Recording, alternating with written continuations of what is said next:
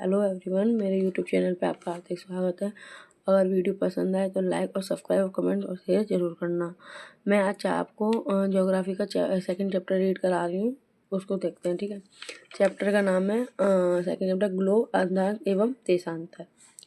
पिछले अध्याय में आप पढ़ चुके हैं कि हमारी पृथ्वी गोलाकार नहीं है।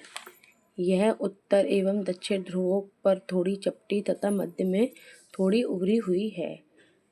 क्या आप कल्पना कर सकते हैं कि यह कैसी दिखती है? इस संबंध में जानकारी प्राप्त करने के लिए आप अपनी कक्षा में सावधानीपूर्वक ग्लोब को देखिए। ग्लोब पृथ्वी का लघु रूप में एक वास्तविक प्रतिरूप है।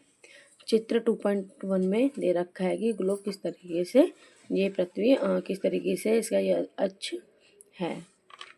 ग्लोब विभिन्न आकार एवं प्रकार के हो सकते हैं। बड़े ग्लोब जो आसानी से एक स्थान से दूसरे स्थान नहीं ले जाए जा सकते।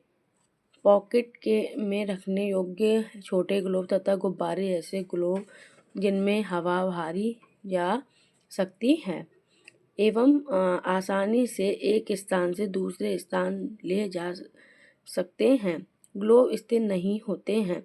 इसे उसी प्रकार घुमाया जाता है जैसे कुमार का पहिया या लट्टू घूमता है। ग्लोब पर देशों, महाद्वीप तथा महासागरों को उनके सही आकार में दिखाया जाता है। पृथ्वी के समान किसी गोले पर किसी बिंदु की स्थिति का वर्णन करना कठिन है। अब प्रश्न यह उठता है कि इस पर किसी स्थान की स्थिति कैसे बताई जा सकती है। इसके लिए हमें कुछ बिंदु एवं रेखाओं का संदर्भ की आवश्यकता होती है। आप देखेंगे कि एक सुई ग्लोब में झुकी हुई अवस्था में स्थित होती है, जिसे अक्ष कहा जाता है। ग्लोब पर वे दो बिंदु जिसमें होकर सुई गुजरती है, उत्तर और दक्षिण पूर्व ध्रुव हैं। ग्लोब को इस सुई के चारों ओर पृथ्वी की भांति पश्चिम से पूर्व की ओर घुमाया जा सकता है। लेकिन याद रखें, इन दोनों में एक अंतर है। पृथ्वी पर वास्तव में ऐसी कोई सुई नहीं होती। यह अपने अक्ष पर चारों ओर घूमती है, जो एक काल्पनिक रेखा है। एक अन्य काल्पनिक रेखा भी ग्लोब की दो बराबर भागों में बढ़ती है, विद्युत वृत्त कहा जाता है। पृथ्वी के उत्तर में स्थित आधे भाग को उत्तरी गोलार्ध तथा दक्षिण वाले को आधे भाग की दक्षिणी गोलार्ध कहा जाता है। ये दोनों बराबर के आधे भाग होते हैं। इस प्रकार विद्युत पृथ्वी पर एक काल्पनिक वृत्त बनाती है एवं यह पृथ्वी पर विभिन्न स्थानों की स्थिति बताने का सबसे महत्वपूर्ण संदर्भ बिंदु है। विद्युत वृत्त के ध्रुवों एक स्थित सभी समांतर वृत्तों का अर्धांश समांतर रेखा कहा जाता है। अर्धांशों के अंश में मापा जाता है। विद्युत वृत्त शून्य अर्धांश को दर्शाती है। चूंकि विद्युत वृत्त से दोनों तरफ ध्रुवों के बीच की दूरी पृथ्वी के चारों ओर वृत्त को 1/4 है, अतः इसका माप होगा 360 अंश का 1/4 यानी 90 अंश। इस प्रकार 90 अंश उत्तरी अर्धांश उत्तर ध्रुव को दर्शाता है तथा 90 अंश दक्षिणी अर्धांश दक्षिण ध्रुव को। इस प्रकार विद्युत वृत्त की उत्तरी की सभी देशांतर रेखाओं को उत्तरी अर्धांश कहा जाता है तथा विद्युत वृत्त के दक्षिण स्थित सभी समांतर रेखाओं को दक्षिण अर्धांश कहा जाता है। इसलिए प्रत्येक अर्धांश के मान के साथ उसकी दिशा यानी उत्तर या दक्षिण को भी लिखा जाता है। सामान्यतः उसे उत्तर या दक्षिण अक्षर से व्यक्त किया जाता है।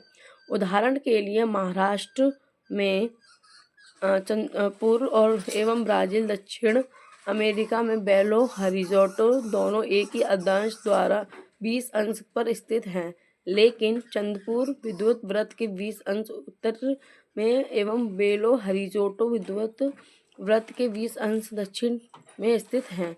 इसलिए हम कह सकते हैं कि चंद्रपुर 20 उत्तर अर्धांश पर तथा बेलो हॉरिज़ॉन्टल 20 डिग्री दक्षिण अक्षांश पर स्थित है। चित्र 2.2 में स्पष्ट है कि जैसे जैसे हम विषुवत वृत्त से दूर हो जाते हैं अक्षांश का आकार घटता जाता है। ये आपको 2.2 चित्र दे रखा है ऊपर कि किस तरीके से ये पृथ्वी दे रखी है, और ये 20, ये 40, ये 60, ये 80 डिग्री है।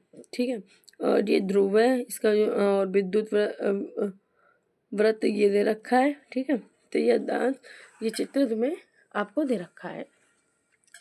महत्वपूर्ण अंदाज समांतर रेखाएं। विद्युत व्रत 0 डिग्री उत्तर ध्रुव, 90 डिग्री उत्तर तथा दक्षिण ध्रुव, 90 डिग्री दक्षिण के अतिरिक्त 4 महत्वपूर्ण अध्ययन समांतर रेखाओं को भी ये रेखाएं और भी हैं। ये हैं, पहला उत्तरी गोलार्ध के वक्र रेखा 23 डिग्री उत्तर सेकंड। दक्षिणी गोलार्ध में मकर रेखा 23 दक्षिण। तीसरा विद्युत व्रत के 66 उत्तर ध्रुव व्रत। चौथा विद्युत व्रत रेखा में 66 दक्षिण के दक्षिण ध्रुव व्रत। पृथ्वी के दाब कटिबंध। वक्र रेखा एवं मकर रेखा के बीच सभी अक्षांशों पर सूर्य वर्ष में एक बार दोपहर में सिर से ठीक ऊपर होता है, इसलिए इस क्षेत्र में सबसे अधिक ऊष्मा प्राप्त होती है तथा इसे उष्ण कटिबंध कहा जाता है। वक्र रेखा तथा मकर रेखा के बाद किसी भी अक्षांश पर दोपहर का सूर्य कभी भी सिर के ऊपर नहीं होता है। ध्रुव की तरफ सूर्य की किरणें तिरछी होती जाती हैं। इस प्रकार उत्तरी गोलार्ध के वक्र रेखा एवं उत्तर ध्रुव व्रत तथा दक्षिणी गोलार्ध के मकर रेखा एवं दक्षिण ध्रुव व्रत के बीच वाले क्षेत्र का तापमान मध्यम रहता है। इस प्रकार उत्तरी गोलार्ध में वक्र रेखा एवं उत्तर ध्रुव व्रत तथा दक्षिण गोलार्ध में मकर रेखा एवं दक्षिण ध्रुव व्रत के बीच वाले क्षेत्र का तापमान मध्यम रहता है, इसलिए इन्हें शीतोष्ण कटिबंध कहा जाता है। उत्तरी गोलार्ध में उत्तर ध्रुव व्रत एवं उत्तरी ध्रुव तथा दक्षिणी गोलार्ध में दक्षिण ध्रुव व्रत एवं दक्षिणी ध्रुव के बीच एक क्षेत्र में ठंड बहुत होती है, क्योंकि यहाँ सूर्य क्षितिज के ज़्यादा ऊपर नहीं आ पाता, इसलिए ये शीत कटिबंध कहलाते हैं। देशांतर क्या है? किसी स्थान की स्थिति को बताने के लिए उस स्थान के अध्ययन को अतिरिक्त कुछ और जानकारियों को आवश्यकता भी होती है। आप देख सकते हैं कि प्रशांत महासागर में स्थित टोंगा द्वीप एवं हिंद महासागर में स्थित मॉरिशस द्वीप एक ही अक्षांश 20 डिग्री सेल्सियस दक्षिण पर स्थित हैं। उनकी सही स्थिति जानने के लिए यह पता करना होगा कि उत्तर ध्रुव को दक्षिण ध्रुव के जोड़ने वाली संदर्भ रेखा से पूर्व या पश्चिम की ओर इन स्थानों की दूरी कितनी है। इन संदर्भ रेखाओं को देशांतर यमोत्तर कहते हैं तथा उनके बीच की दूरी को देशांतर के अंशों को मापा जाता है।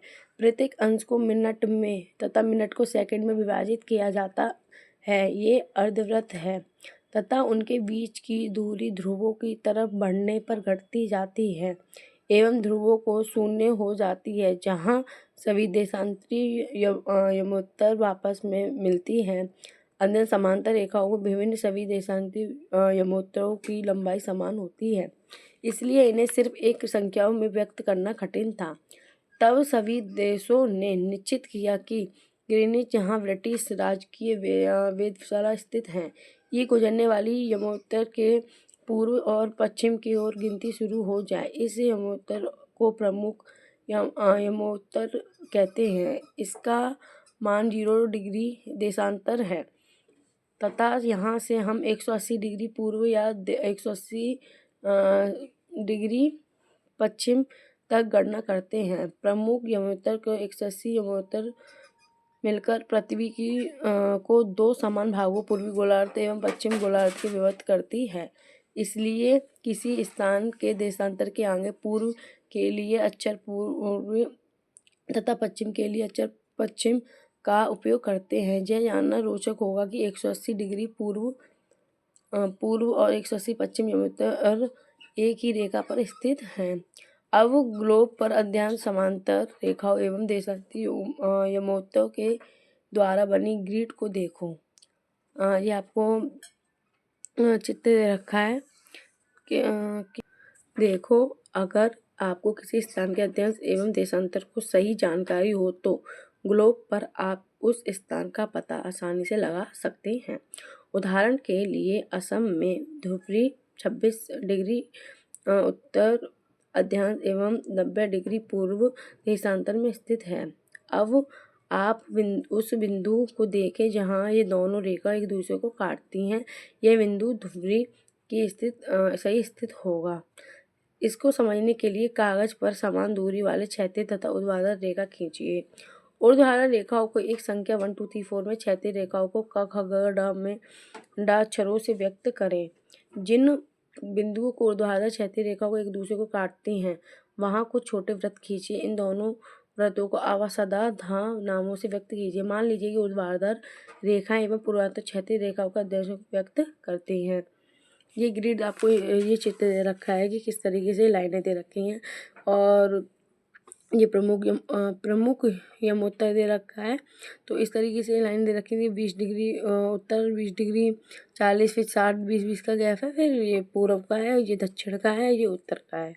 ठीक है, ये आपको इसमें बुक में चित्र भी दे रखा है कि अंतर्राष्ट्रीय तिथि रेखाएं, ये प्रशांत महासागर, संयुक्त अमेरिका, अटलांटिका महासागर और हिंद महासागर। ठीक है, और ये लास्ट में कौन सा दे रखा है, प्रशांत महासागर। ये महासागरों का एक चित्र दे रखा है। ठीक है, आगे देखते हैं। अब आप देखेंगे कि वृत्त अखा उत्तरी अक्षांश 1 पूर्वी देशांश पर स्थित है। अन्य वृत्तों की स्थिति ज्ञात करें। देशांतरों का समय को मापने का सबसे अच्छा साधन पृथ्वी, चंद्रमा एवं ग्रहों की गति है। सूर्योदय को सूर्यास्त प्रतिदिन होता है, अतः स्वाभाविक ही है कि यह पूरे विश्व में समय निर्धारण के सबसे अच्छा साधन है।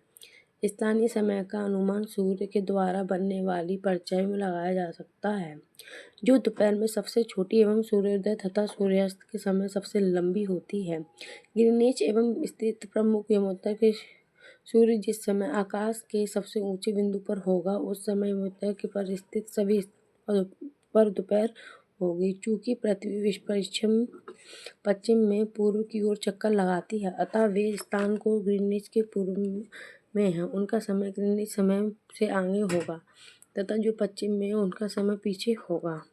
चित्र 2.8 इस तरीके से दिया हुआ है। समय के अंतर की दर की गणना निम्नलिखित विधि से की जा सकती है। पृथ्वी लगभग 24 घंटे में अपने अक्ष 360 घूम जाती है, अर्थात वह 1 घंटे में 15 डिग्री और 4 मिनट में 1 डिग्री घूमती है। इस प्रकार जब ग्रीनिच के दोपहर में 12 बजते हैं तब ग्रीनिच में 15 डिग्री पूर्व में समय होगा। 15 × 4 = 60 मिनट, अर्थात ग्रीनिच के समय 1 घंटा आगे, अर्थात वहाँ दोपहर में 1 बजा होगा। लेकिन ग्रीनिच से 15 डिग्री पश्चिम का समय ग्रीनिच समय से 1 घंटा पीछे होगा, यानी वहाँ सुबह के 11 बजे होंगे। इसी प्रकार जब ग्रीनिच पर दोपहर 12 बजे होंगे उस समय 180 डिग्री का मध्य रात्रि होगी। किसी भी स्थान पर जब सूर्य आकाश में उसके उत्तम बिंदु पर होता है दोपहर में, उस घड़ी के दिन 12 बजे। इस प्रकार घड़ी का द्वारा दिखाया गया समय उस स्थान का स्थानीय समय होगा। आप देख सकते हैं कि दिए गए देशांतर यमोत्तर पर सभी स्थानों का स्थानीय समय समान है। हम मानक समय क्यों मानते हैं? अलग अलग यमोत्तर को स्थित स्थानों पर स्थानीय समय में अंतर होता है। उदाहरण के लिए बहुत से देशांतर से होकर गुजरने वाली रेलगाड़ियों के लिए समय सारणी तैयार करना कठिन होगा। भारत में गुजरात के द्वारका अथवा असम में डिब्रूगढ़ में स्थानीय समय में लगभग 1 घंटा 45 मिनट का अंतर होगा। इसलिए यह आवश्यक है कि देश के मध्य भाग में होकर गुजरने वाली किसी यमोत्तर के स्थानीय समय को देश का मानक समय माना जाए। इस यमोत्तर रेखाओं के स्थानीय समय को पूरे देश का मानक समय माना जाता है। भारत में 82.30 पूर्व को मानक यमोत्तर का माना गया है। इस यमोत्तर के स्थानीय समय को पूरे देश का मानक समय माना जाता है। इसे भारतीय मानक समय का नाम से भी जाना जाता है। कबीर भोपाल को निकट एक छोटे से नगर में रहता है। वह अपने मित्र आलोक से कहता है कि लोग आज रात्रि में नहीं सो पाएंगे। भारत एवं इंग्लैंड के बीच क्रिकेट मैच लंदन में 2 बजे अपराह्न से शुरू होगा, अर्थात भारत में समय अनुसार मैच शाम को 7:30 बजे शुरू होगा तथा देर रात्रि में समाप्त होगा। क्या आप जानते हैं कि भारत में इंग्लैंड के बीच समय में क्या अंतर है? भारतीय अंग्रेजी 82.80 पूर्व में स्थित है यहाँ का समय ग्रीनिच समय के 5 घंटा 30 मिनट आगे है। इसलिए जब लंदन में दोपहर के 2 बजे होंगे तब भारत में शाम 7:30 बजे होंगे। कुछ देशों को देशांतरी विस्तार अधिक होता है, जिसके कारण वहाँ एक से अधिक मानक समय अपनाए गए हैं। उदाहरण के लिए रूस में 11 मानक समयों को अपनाया गया है। पृथ्वी को 1 घंटे वाले 24 समय क्षेत्रों को बांटा गया है। इस प्रकार प्रत्येक समय क्षेत्र 15 सेल्सियस देशांतर तक के क्षेत्र को घेरता है। इस तरीके से ये चित्र रेखा है भारत का मानव यमंतर। इस तरीके से चित्र रेखा की यूरो 66, 82 और 97 और ये रेखा दे रखी बीच में। मैंने आपको इस चैप्टर के बारे में पढ़ाया और रीड कराया। अगर मेरी वीडियो पसंद आए तो लाइक और सब्सक्राइब, कमेंट, शेयर जरूर करना। Thank you for watching my video and bye.